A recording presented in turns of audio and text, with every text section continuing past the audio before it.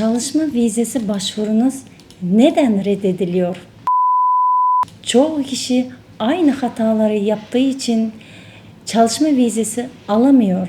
Nedenleri eksik veya hatalı evrak, işverenin yasal şartları karşılamaması, maaşın mevzuata uygun olmaması, eğitim veya meslek bilgilerin başvuruyla uyuşmaması, yanlış başvuru süreci, daha önce vize veya oturma izni ihlali yapılmış olması ve en esas yanlış veya doğrulanmayan belgeler.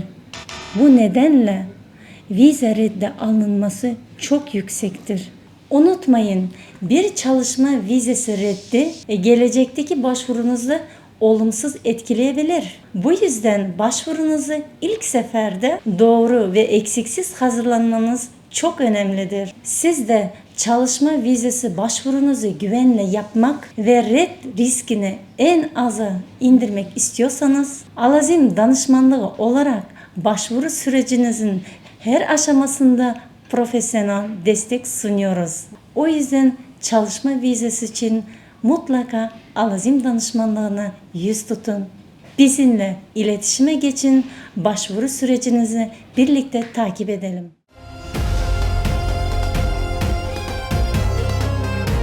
Alazim Consulting.